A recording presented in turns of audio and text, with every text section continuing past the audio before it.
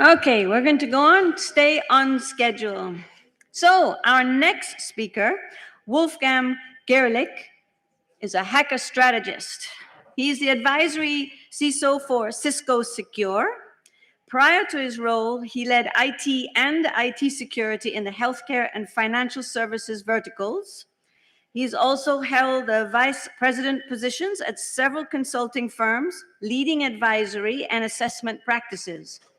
He is an active part of the security community, co-founding and organizing security conferences and events. Wolfgang regularly advises on and presents on the topics of security architecture and design, identity and access, management, data government, secure development life cycles, zero trust security, and more. So I am going to welcome Wolfgang to the stage with And the Clouds Break, Continuity in the 21st Century. Thank you so much. Let me first make sure my clicker works here. Ha, it does. Okay, great. Back works too. Yeah, we're going to be talking about disaster recovery. We're going to be talking about business continuity. As was already mentioned, I did a lot of consulting in my past. I worked in healthcare, I worked in financial services. So I got to build these programs, and then I got to advise folks in these programs way back in the early 2000s. Now I get to say at the turn of the century, which sounds much more impressive than it felt at the time. At the turn of the century, we're building disaster recovery solutions. And it's interesting because 20 years later, it feels like we still make some of the same mistakes. So I'm going to share some of those mistakes and share some context. Now, 2 decades ago, we didn't really have good data. We didn't really have good insights as to what made a program good or bad. We had some gut feel. We had some expertise. We were like, this worked and that didn't. And that person seems to be going okay. And oh my goodness, don't talk to them. The week they've had, right? We had a lot of those types of stories. We didn't have really good data. So in this talk, I'm going to be referencing a survey that Scientia did in partnership with Cisco. So Scientia Institute does a lot of different security studies, fantastic analysis of data. They worked with Cisco on a security outcome study, effectively asking what works in security, right? Reviewed around 5,000 people, double blind, so they didn't know us, we didn't know them. Crunched the data and gave us some results.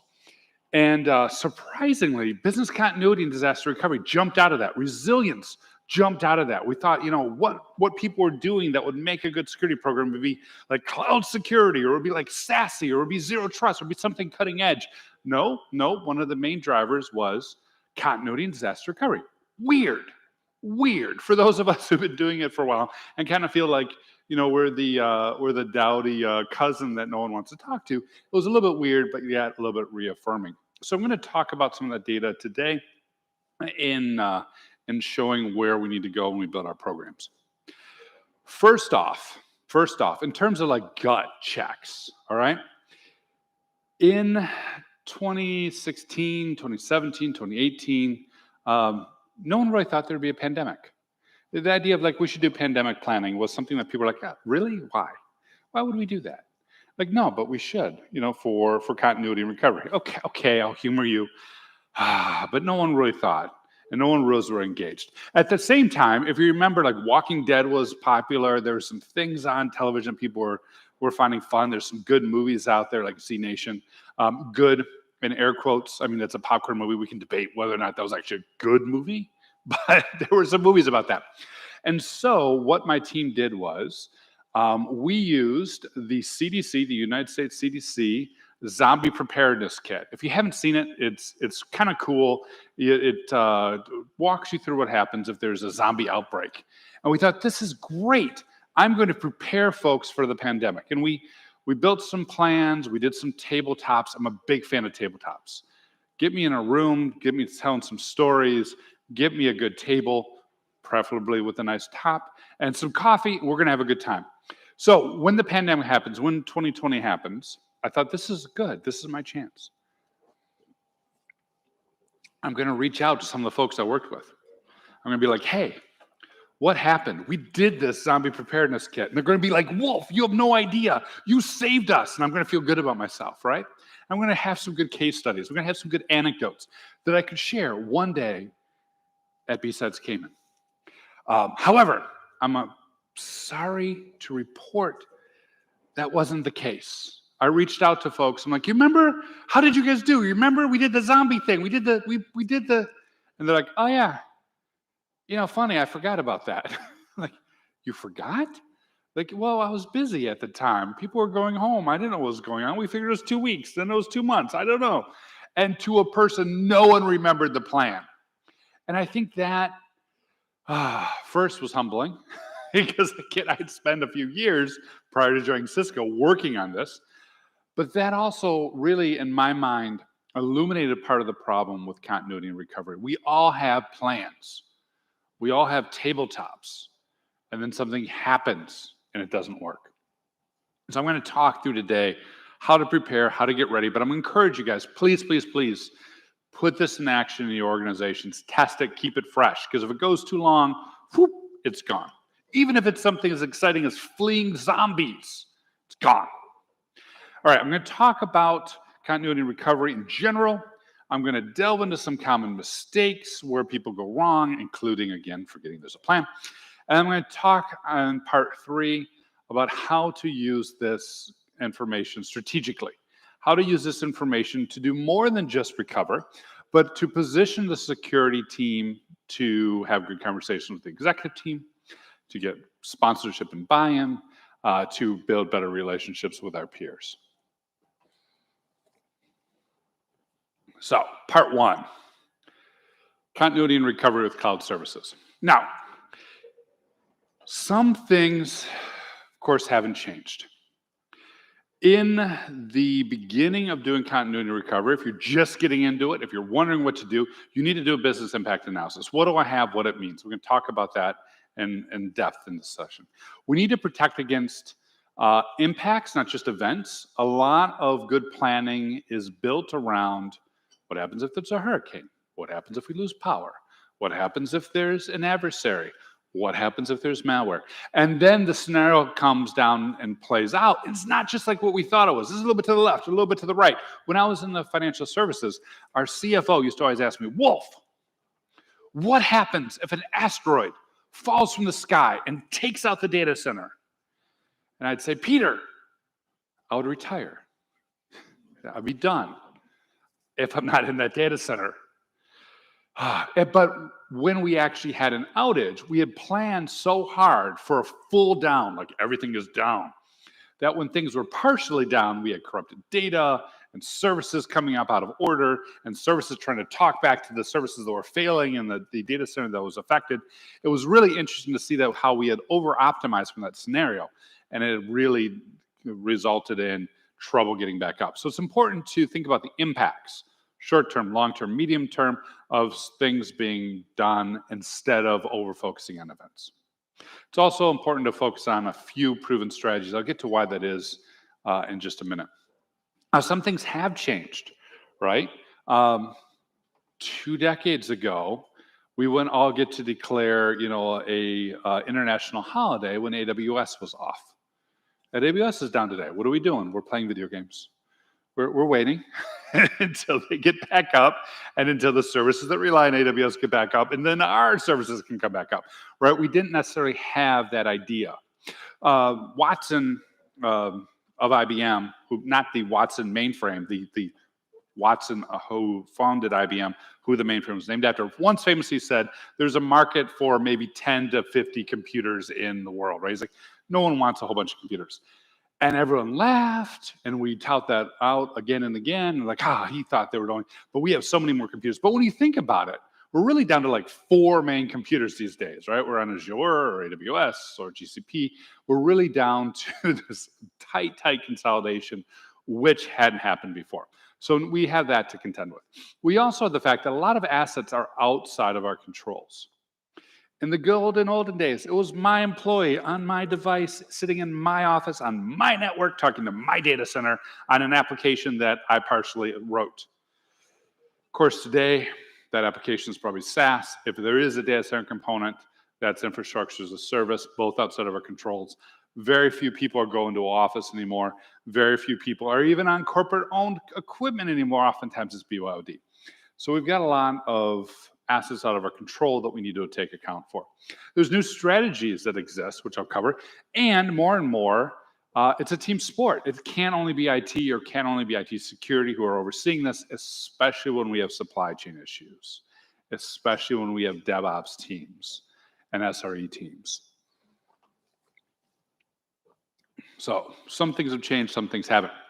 When we talk about business impact analysis, it's really where we need to start. I think this is the most underlooked aspect of Blue Team, the almost underlooked aspect of organizational security. What do we actually have and what does it mean? And what does it mean from a business process perspective, right? What is our business process? Who's our key people?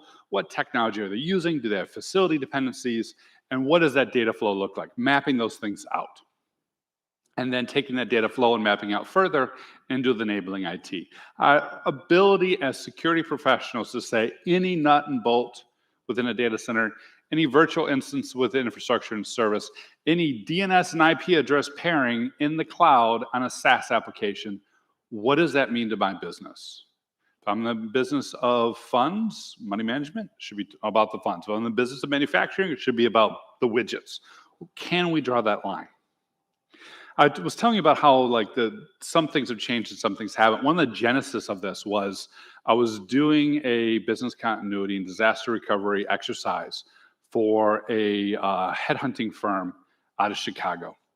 And so we're top floor of Chicago skyrise, beautiful view. People are coming in from different parts of the business. And I was letting my consulting team do most of the interviews. I was sitting in on it. And we had positioned ourselves with a window behind so that people come in and sit and they'd have the light in their eyes. Much like I have the light in my eyes now. It's a good feeling. It's a good feeling to have. No, it's not. It's like those sort of like those mafia intimidation seers. Like, what do you do? Where did you hide the money? What applications are you using? Very, very effective when you're doing BIA. Also, completely by accident, that's where we sat. We realized halfway in that this was a bad choice as everyone was squinting at us and trying to answer the questions. But I kept saying, okay, what happens if the technology goes down? I realize you use this SaaS app or that SaaS app. I realize you use Workday or ServiceNow or whatever. Maybe what happens if that app goes down? They're like, well, then we don't work. I'm like, no, but I mean, what's your fallback procedure, right? In the old days, you had to be an operations team. Like, no, we don't work. Like, but what do you do? And finally, this one person's like, they're an accountant. They're like, Wolf, you need to understand. We're not going to haul out the big piece of metal and put your card down and the blue to run a credit card. We're an international company. That's not how we work. If that enabling IT is down, we are down. Like, well, that sucks. That makes their plan easier. If you're down, you're down. But it doesn't allow for much flexibility. Unfortunately, that's where a lot of us are today. There's not a lot of slack in the system. So we have to know what we have. We have to know what it means. Now, I will say, before I jump to the next slide, how much do we need to know? Is it 10%? Is it 50%? I don't know. For a long time, when you would talk to someone in business continuity disaster recovery, up until today, when you talk to a security professional, they'll say something like the following. We've got really good controls around our crown jewels. And you'd be like, oh yeah, what about everything else?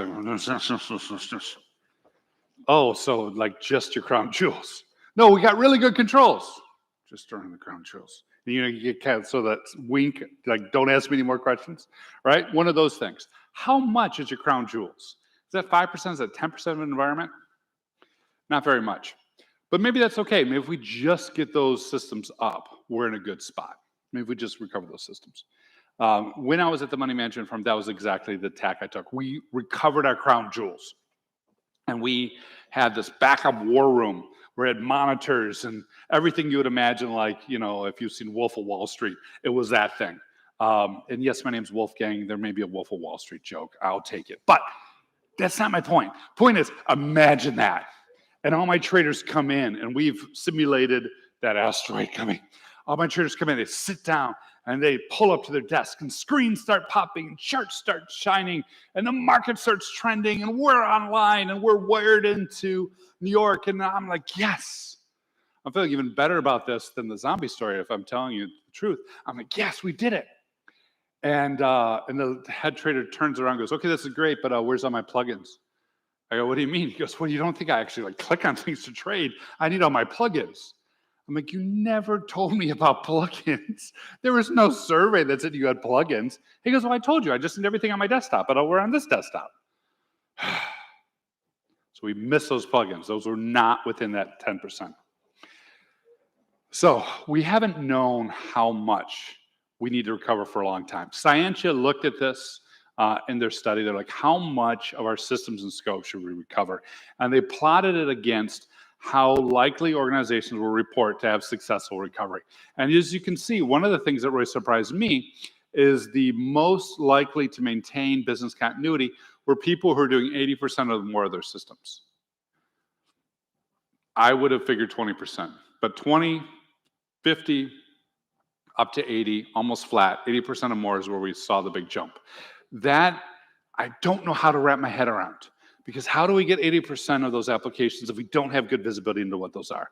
I think that starts with things like CASB, that starts with having a more of a dynamic asset inventory as opposed to static asset inventory, that starts with having more conversations with folks to figure out what we're missing. But that is very concerning to me, because there's a bunch of blind spots that we miss. I told that story about, oh yeah, everyone came and sat down. It's like, where's my plugins? I told that story to a CISO I was coaching recently. It was about a year ago. He's like, oh, stopped listening like halfway to that story. He's like, don't worry about it. Like, don't worry about it? He's like, yeah, don't worry about it. I go, okay, good. He goes, I already figured out browser plugins. I audit for those. That is good. That is good. But that also misses the point. The point wasn't, let's add one more layer of visibility. The point is, there's always going to be something we don't see. How do we get to the reality of what we don't see? Part of that is asking people, serving people, assessing their devices, having visibility. But the point is, we need to be humble about what we know, especially if we're trying to get to 80%. Okay. Next thing, threat scenarios. Threat scenarios in that asteroid. We need to be very careful not to build specific plans for asteroids and earthquakes and fires and floods, with the caveat that I am in where I am. Hurricanes are a real thing. Hurricanes, we should probably have a very specific plan for. But in general, when organizations are building out their plans, they should look at these threat scenarios and group them by effect. Otherwise, we end up with very big plans, conflicting things, conflicting procedures, and the longer a plan is, we know the harder it is to maintain, and therefore the more likely it is to be out of date. We then look at the different processes and we tier those. Okay, if payroll and HR are down, marketing down, what does that mean? It's probably about the same impact to the business. If production is down, if I can't trade, if I'm in healthcare and I can't do patient health and safety, if I can't deliver healthcare, that's a much better, much worse, much larger impact. So we want to tier those up. So we've got a few different things. Coming out of that, we need to build a strategy. But first, what's important is the disaster is the impact. When we think about resilience, resilience isn't nothing bad ever happens, right? Resilience isn't we can get punched in the face and we can keep going. I had a storage array way back in the day. I had a storage array. And we partnered with this organization because it was super fast. But for whatever reason, they had bought a bad batch of drives. And we were losing a couple drives a day. And the drives would fail, and we had a big stockpile of other drives. We'd pull the BAM drive, plug in the new drive, rebuild the RAID array, and go. And this went on for about 6 weeks. One of the most stressful periods of my life. Every day losing a couple hard drives. And, like a couple weeks in, you're starting to get used to, it's fine. We lost 3 today. I'm like, okay, that's fine. And they're like, no, you need to understand the 3 we lost, if we lose one more in the next 12 hours, we're going to be down. I'm like, oh, I was really used to just being 2 being okay, and 3 doesn't seem that far from 2. So yeah, it shouldn't be, but it hit this disk, this disk, and this disk, and now my RAID's at risk if I lose one more disk. And so you're just sitting through the night going, please don't fail, please don't fail, please don't fail. But we made it through. We actually didn't have an outage. We were very fortunate. Now, that's resilience, right? We had failures. We had things break again and again and again. But that was not a disaster. The disaster is not the event. The disaster is the impact. So when we think about DR, what we're trying to do is mitigate that impact. When we think about DR, we're trying to say, this is going to break, that's going to break, the other thing's going to break, and that's going to be unavailable. How do we make sure that the organization doesn't feel that financially? So we do that with some strategies, and I'm going to cover a few in just a minute, but think about a strategy as something that looks at the various scenarios and maps them to the various recovery tiers. So if we've got those scenarios happening on the assets for those recovery tiers, we know what to do. Think about a strategy that way.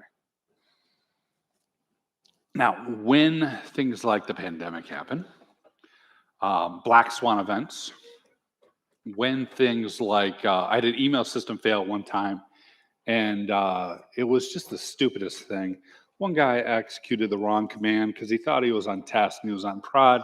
And after that, they're like, we will never lose email again. And we ended up with like the biggest email cluster in like the Midwest of North America. It was stupid. It was stupid. But when these black swan events happen, you know, the executive teams, they want to make sure that that never happens again. What's really important with black swan events, I believe, so I think good security is built on the wings of black swan events. We take that black swan event, we abstract a lesson, we build a strategy on it that would sure address the black swan, but also address other bird-shaped problems in our environment.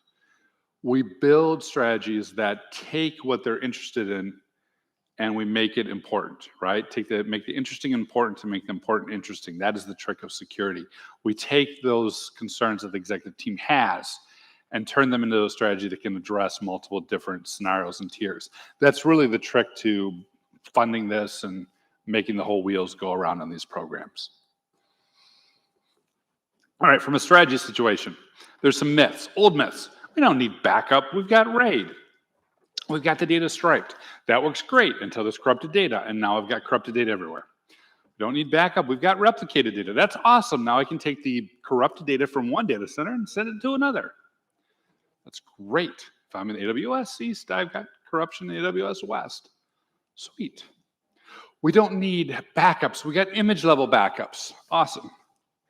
Try to restore one file off of a terabyte VM off a snapshot. That's terrible. Also, bonus points if you're trying to do it at the exact same time that everyone else is in the cloud console trying to recover something. Whew. There are some new myths. I don't need backup, I've got infrastructure as a service. I went into multiple different conversations with organizations that say, you know what, it's all right. I've got infrastructure as a service. They're handling everything. Like, you realize it's a shared responsibility model, right? I mean, you've got your responsibility. No, that it's good because everything's running, and if I need anything, it's in my S3 bucket or whatever. Okay, what if the bucket is corrupted or emptied or any number of things? We don't know. We don't know.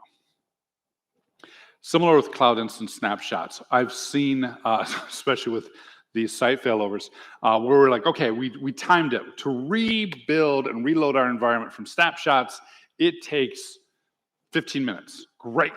Now, AWS goes down, AWS comes up, everyone's trying to bring stuff up. It's no longer 15 minutes, it's now in the terms of hours. And they're trying to explain why they had an SLA for 15 minutes. We've got to be aware of these myths. We've got to be aware of these concerns. There's some new strategies that are evolving, of course. Some good strategies like failover connections. How do I get to my environment? Direct connect, express route, those sort of things. Backup recovery continues to be a good strategy. Being aware of a lot of the open source tools will have backup and recovery in their freemium model, but won't encrypt it, or will have very limited backup and recovery. I can back up everything, but I can't back up at the item level. You want to be able to dig into the open source software you're using, figure out where those edges are, and make sure that you got the ability to not only back up, but also restore item level, also encrypt that data. I've seen too many incidents, especially in talking to red teams, who are like, oh yeah, we just stole all their backups, got all their data. It's perfect. There's no controls that way. Ground to cloud still exists. That was one of the first infrastructure as a service moves that I did with Azure. If anything failed in my Hyper-V environment, spun it up in Azure. Awesome. We're moving away from that now, of course, as more and more workloads are in the cloud. It doesn't really make sense, but there's still those possibilities. Region to region is really where it's at, making sure that you've got WS East and West and those sort of things, regional recovery options when something fails. Manual processing, is that even a thing? Maybe. I like in manual processing, the failover ability, right? So if my identity provider is not available, my customers can't log in, can they still purchase things? Maybe they can't log in and see their order history, but they can still buy something with their credit card. Those types of sort of gently degraded services, I think, are a good way of looking at things. Or insurance, right? Insurance is always a thing. Cybersecurity insurance is still a thing. How long will be a thing, we'll have to see. With all the changes in the market and ransomware hitting it all the time. But of course, insurance is always a recovery strategy. An important thing is to do as few of these strategies as possible and do them very well. The fewer we have, the better we can make sure that everyone knows them, socializes them out, practice them, those sort of things. There's also a couple do-nothing strategies I really liked. I was helping a SaaS company get certified through high tech. And my team kept asking them, well, how do you back up this? How do you back up that? And they kept saying, we don't. Why would we? We don't. We have an Ansible script. We don't. And so finally, I was really pushing my team. I'm like, that's not an answer. You can't just say we don't. We have to have an answer. And so I sat down with the lead DevOps architect. I'm like, look, you can't just tell me you don't. What are you doing with this? He goes, well, if this is a Kafka pipeline, any data and it's immutable, any one of these hosts we can spin up in a heartbeat. If we lose any one of them, doesn't matter. If we lose all of them, that's probably a short-term problem. But I'm never going to recover from backup. And that was the first time I heard of what Sono has called the die pattern. If you haven't looked at this, highly recommend it. Distributed, makes sense, right? Multiple different nodes. Immutable, nothing on the node itself changes. This is really good for data pipelines. This is really good for microservices. Nothing on that host changes. And ephemeral, once we're done with it, we can wipe it out and destroy it, and it has no impact on the environment at all. Do nothing, right? I don't have to do anything with that environment. Just let it sit, and if I got to rebuild it with an Ansible script, I can. Cool. I like that. I think moving forward into the future, we'll probably see like a layer of die pattern around most of our infrastructures because most of them are still going to have data and things we need to maintain.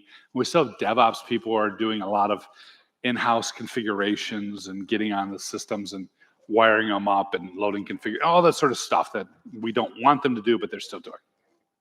So that's one approach. Another approach, of course, is that CI/CD pipeline approach, which is if I lose it, that sucks, but I can run a script and I can rebuild it. Awesome approach. There are scaling issues if everyone's trying to run it. There also is an issue where, and I ran into this, the poor guy. He was using this pattern, and he was using Jenkins, and they lost some systems. He's like, no problem. Know exactly what to do. I will now run my Jenkins script to rebuild it on another cloud. Really quite clever, multi-cloud DR. Awesome. He went to run Jenkins and realized Jenkins had the same dependency as his infrastructure did and was down. He had no way to actually run and restore. So key thing there is when we're automating, right? When we're using automation, we need to remember that automation means everything. Include that in tier 0. Make sure that's not on the same fault path as your underlying infrastructure. That really covers disaster recovery. It's bottom up. We want to make sure we don't get lost in the weeds. We want to make sure that we know what our technology is. We've got a few key proven strategies to recover that technology, and we know what it means to the business so we can tier it accordingly. Next thing, I want to talk about some mistakes that people make in business continuity. When I was doing consulting, my team read 176 different continuity plans. which I will now summarize the mistakes of 176 continuity recovery plans. Also, I would encourage you to never read 176 continuity plans. Every one of the team members on that team has since left that company. I kind of blame myself. But here were the top 3 failures we saw again and again and again.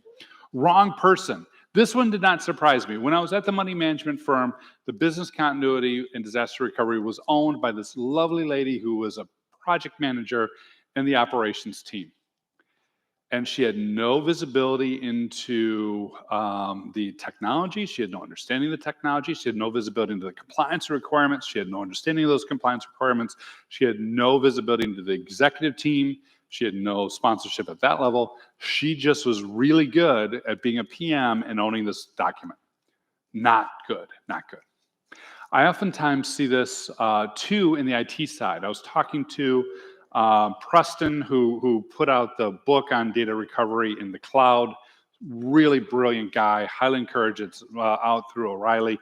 He's like, you know what I find is that oftentimes business or backup and recovery is pushed to the junior IT guy. Like, congratulations, you're fresh out of college. You get the backups. It's like a junior task, right? And I was like, you know, it's funny because oftentimes in business continuity, we do the exact same thing. Congratulations, you're out of college. We need you to update these reports and these forms and this plan, right? We push it down to very junior people, and then we wonder why it doesn't scale and it's not appropriate, it's not accurate. So top failure is having BCDR owned by the wrong person. Next one is having the wrong technology. So I say that I am protecting my databases. I got SQL in Azure.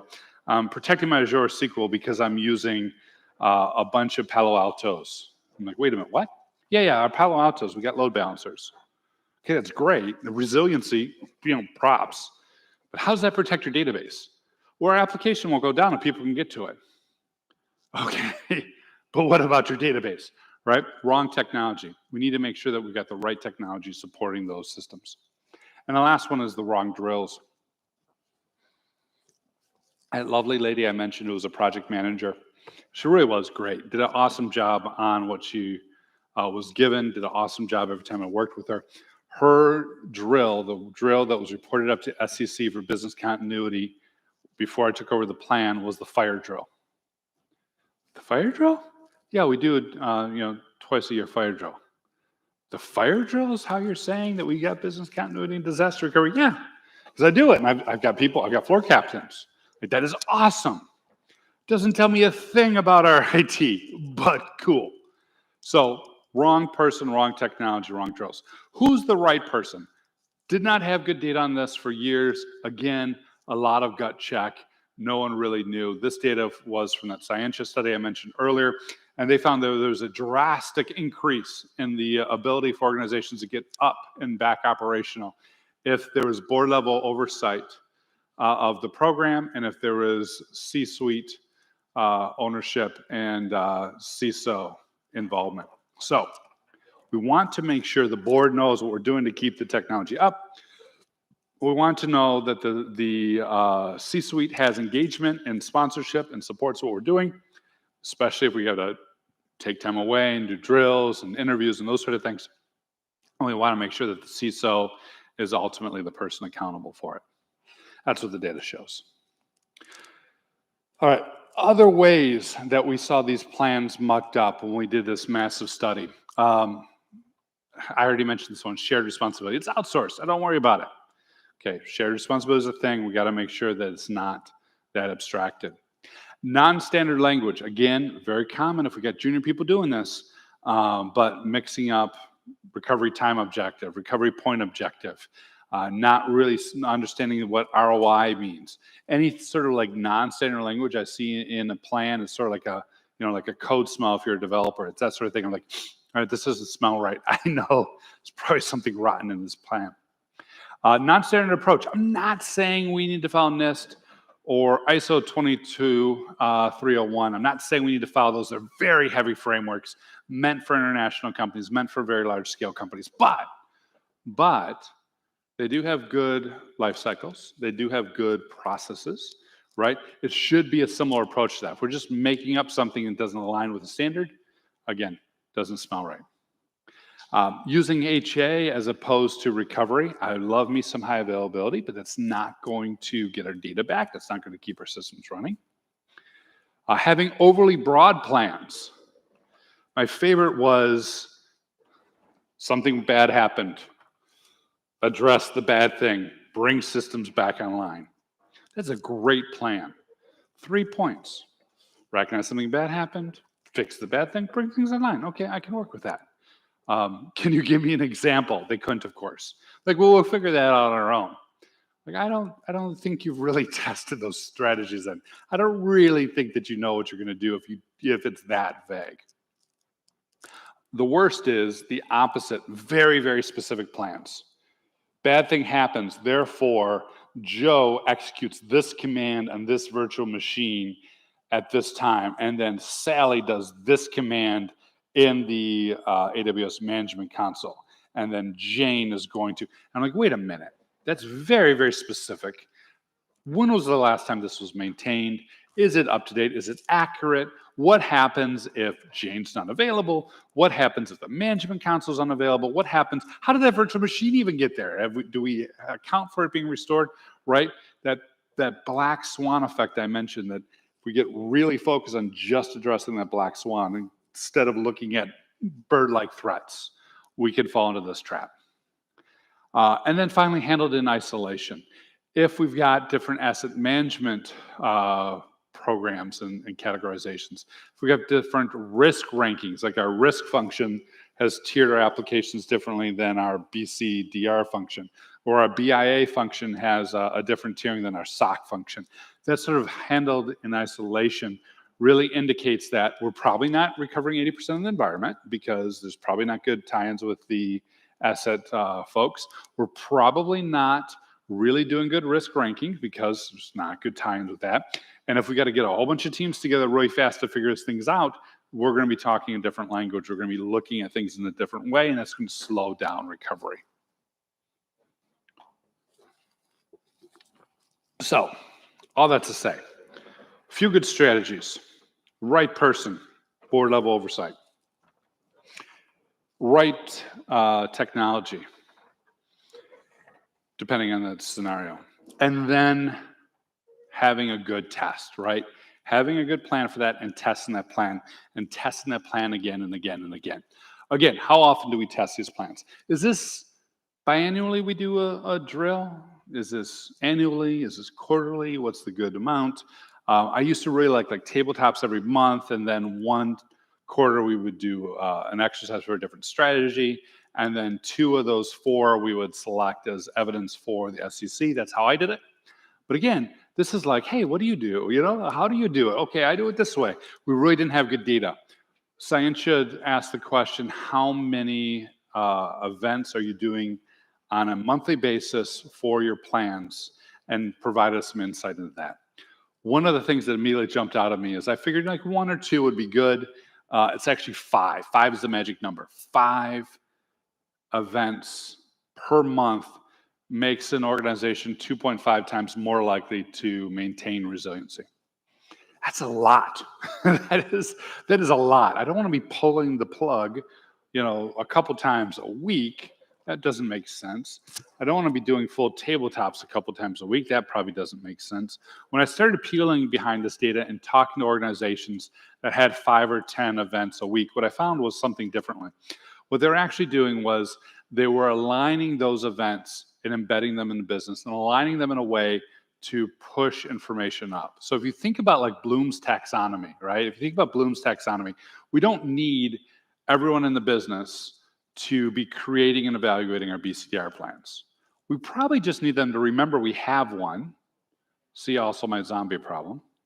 We probably need a few people to remember and understand who to call when something's on fire or not working. So we can start lining those up to different activities. And here's some of the ways that could look. For the process owner, the business process owner, right? Finance, accounting, their team meetings are a perfect opportunity for us to embed, jump in once every couple months or once every couple quarters and say, oh, by the way, remember we're the BCDR function, supported by the board. Board is interested in this. We just want you to know, here's what the plan is at a high level. When this happens, here's how you contact us. That can be something that the DR team is doing monthly, but if you've got 12 processes, that's once a year where you're making that cycle. All you want those folks to do is remember and understand that there's a plan. For the system owners, AWS owner, DevOps team, whoever owns my ERP system, whoever owns my HRMS system, what we're doing again is looking at the team meetings or standing all hands where we can get engaged. What we're doing is reviewing the plan, making sure they're aware of it. We're also engaging them probably quarterly, maybe a little less often or more often depending on the criticality of that system. We're engaging them in BCDR meetings and doing a tabletop exercise and engaging them in full exercises. This was one of the main things I learned early on. When I was at the money management firm, we had a great way of recovering the technology. And we're like, yay, the technology is up.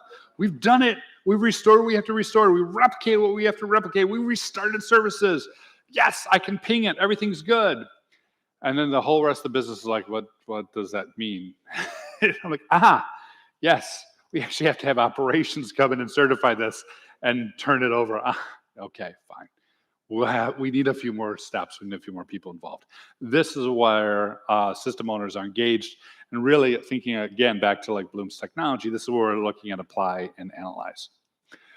From the BCDR owners, right? CISO on down, whoever the function is who's owning this, these are the folks who are going to have specific BCDR meetings, who are going to be doing after action reports, who are going to be planning the updates, who are going to be distributing that information out. These are the folks who are going to be evaluating the strategies, adjusting the strategies, and really driving things forward.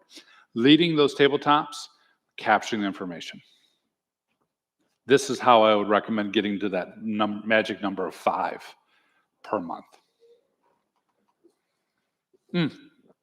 I do want to say one thing about after action. Incredibly important after action. When do you do an after action? Well, after, obviously. Well, yes, okay, sure. But how soon after is really important. I don't have good data on this. This is my gut. Your mileage may vary. What I've noticed is if I've done after action right as we've recovered, like the event happened, we've recovered, I've asked people to take notes, now tell me what to fix. I get highly specific, highly tactical answers. This command didn't run, this person was unavailable, this virtual machine's name has changed, the system owners didn't tell us that they're using these other parts of the applications. If, on the other hand, I wait for 2 days, you do the BCDR, I've got approval for HR, and this is another pro tip, you should get approval for HR, that when we've got an instant response or a business continuity exercise, I've got free PTO, I can just throw out my people. You have burned yourself out. Go back to your families. Spend 48 hours. Do not look at a keyboard. Do not pick up your phone. Do not touch a piece of technology. Do whatever you need to do. Sit down and watch cartoons. Open your favorite bottle of bourbon. Sit by the beach. Whatever it is, just do what you need to do and just chill. HR, get them to approve that. Get them to approve that. Make it part of that plan. So when it happens, we can give our people a break. Then I bring those people back. 2 days. That's it. Don't look at it. Don't think about it. Open up your notes. Do an after action. I find when I do that the after action is much more strategic. You know what? We miss some of the things in the command line. So maybe what we should do is just write a script that automates that. You know what? There's some of the things that we did not have included in assets. So what I want to do is just have more of a touch point. When I do that, all hands meetings with the process owner, I'm going to ask them, some questions as to what's changed in their environment. It tends to be much more strategic after the event, after we've gotten out of firefighting. Your mileage may vary. I don't have good data on that. That's just what I find. In terms of progress, there's a couple key metrics. Business impact coverage, right, of all those different processes in the BIA, how much are covered by our recovery strategies. Of those scenarios, how many of those scenarios have been covered by recent exercises? How many have we tested? How many have we verified? How many have we cut our teeth on? How many have we walked through? Tactically, percentage of controls being covered. And then we get to things like RTO and RPO. Now you may wonder, hey, Wolf, why didn't you talk about RTO and RPO first? RTO and RPO is what we talk about. Recovery time, recovery point. SLA is what we cover about. How many nines are we measuring to? Which, incidentally, was what drove that 176 plans. We wanted to make sure that everyone for this organization was meeting the SLAs and the metrics of the organization. Really fun project, for me anyways. Maybe not for the people doing it. But I don't believe we can meet those things. I don't believe we can meet those SLAs.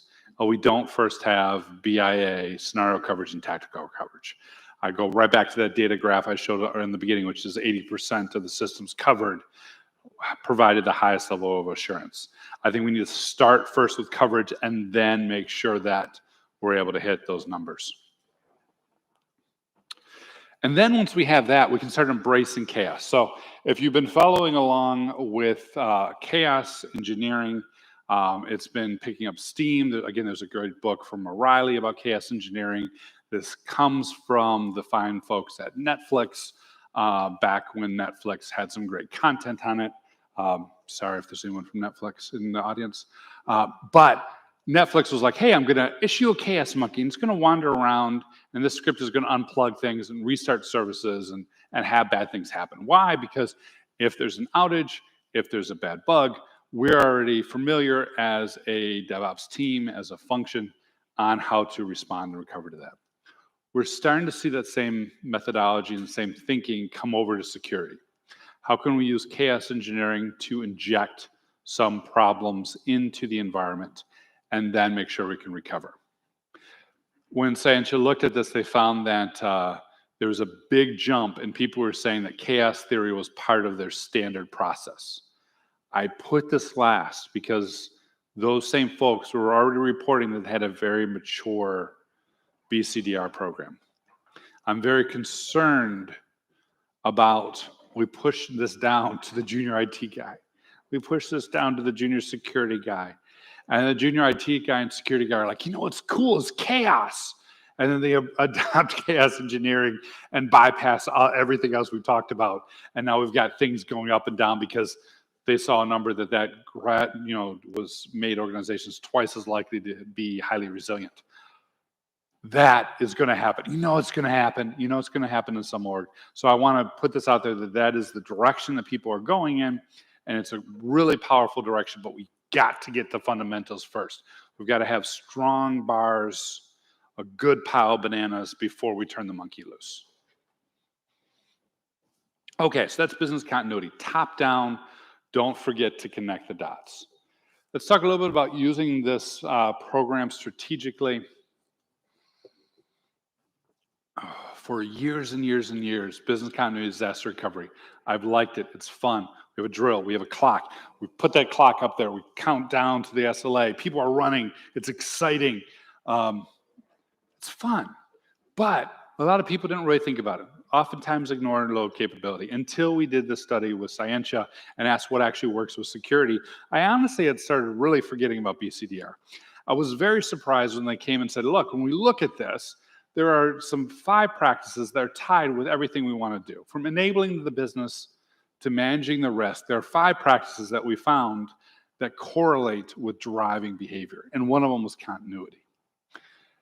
Now, when they mapped it out, they came up with this great chart. You can explore this data. It's a bit of an eye chart. What it is the higher the number, the more likely they were to do these various activities. I went and crunched this out and peeled off just resilience. All right, these are the 5 practices that are most related to drive security outcomes, 2 of them being resilience, incident response, and disaster recovery. I peeled those 2 out and I looked at what organizations were able to do better if they reported that they were more resilient. First thing, they're more likely to gain the confidence of the executive leadership. They're more likely to have peer support. That makes a little bit of sense, right? If you're talking, it's like so many technologists do, about this instance or that instance or this service or that service or the Kafka pipeline, executive leadership is like glazed over. Okay, it sounds like you got that under control. I'll see you later, and they're already out the door. If we're instead talking about technology in terms of what its meaning is to the business, every single time that I was in healthcare, I tied it back to protecting the patients. Every single time I was in money management firm, I tied it back to funds and reputation. I've got a good friend in trucking, and as a CISO, every time he talks about security, he talks about the trucks. The way we get there is by tying that enabling technology up through data flows, up to business processes. I think that's what's driving that. Organizations with resiliency are more likely to keep up with the business and manage top risks. Same thing. We've already thought about some of the impacts, and whether it's a new version of ransomware, or it's a worm, or it's something funky in DNS, if it takes the systems down and we've got to manage that downtime, it's going to have a comparable issue. So I think that's why we're better able to manage risks. Unplanned work and wasted effort is pretty much exactly what we're trying to do. Same thing with losses. More likely to be running cost effectively. This one is intriguing to me. I was working with the North America's headquarters of an international company. They're doing a BIA. And in doing that, they found a large number of redundant applications. Significant number. I think the amount of money they were able to save by consolidation was in the millions. So obviously that money went to the security department, right? That's the way it should work? No, did not. I think they got like a gold star on the review, but you know how it goes. But you're more likely to be able to run cost effectively if you know where those redundancies are and you can work with a team to maintain and manage them.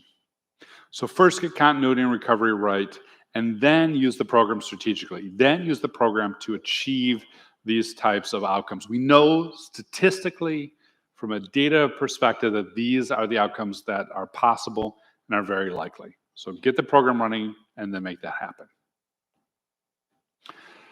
All right, final thoughts. Continuity and recovery. Recovery, we do bottom up, don't get lost in the weeds. Continuity, go top down, make sure we're tying those threads and that things are coming together. Common mistakes, get the right person with the right strategies and do the right drills. And then strategically, I just mentioned all the different things that programs can do.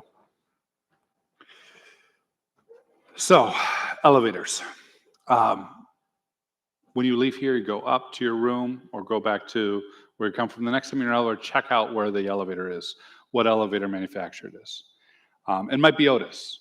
I've got a bad habit of doing this. I took my wife for Mother's Day to the San Diego Zoo and had a private tour, and the tour guide was telling me all about the elevators, and she was walking behind me just shaking her head. I feel really bad for her. But I did find there's some really good stuff in the elevators in the zoo, in case you want to know. Why Otis? Otis is interesting because 100 years ago, maybe 150 years ago, Elijah Otis, the namesake, was creating elevators. He would go up on a platform 4 to 6 stories high. They would cut the rope. He would fall. The elevator would miraculously stop. The crowd would cheer. Again, before Netflix, there wasn't a lot of entertainment. This is what they had. Everyone loved it. And what he had invented was not the elevator. Otis did not invent the elevator. He invented the elevator brake. He invented the resiliency that gave people the confidence to use the elevator. And that enabled the last major migration when people moved from country to city and people moved from the ground floor to the top floor because they could trust those elevators. The last major migration about 100 years ago. Of course, we're in the middle of a new migration, not one that's physical, but one that's digital, one where we transact most of our work online, we transact most of our shopping online, our food online, everything online. They asked people in the Valley recently, hey, where are you going to build your next startup? And before the pandemic, it was San Francisco. After the pandemic, online. We're in the middle of the next big migration. What that means is resiliency. The resiliency we build today, the elevator brakes that we develop today, all of us in security, all of us looking at cybersecurity and InfoSec, that resiliency is effectively what's going to make tomorrow's wonders possible. With that, thank you very much. I believe I'm at time. I don't know, are we taking questions or not? I can't see anything.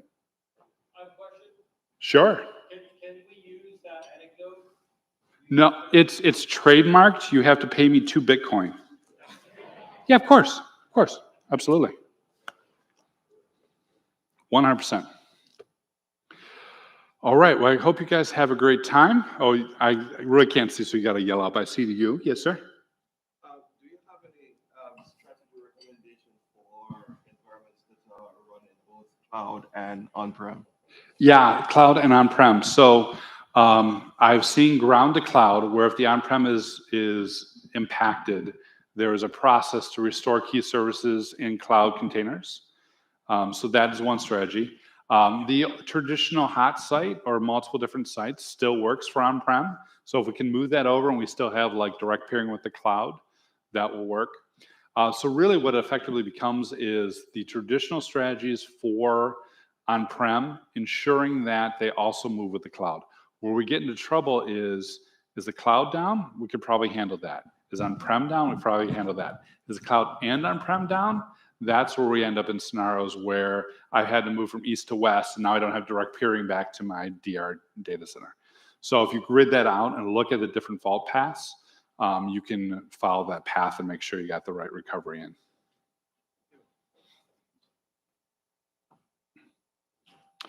All right, with that, I will get off stage. Thank you so much.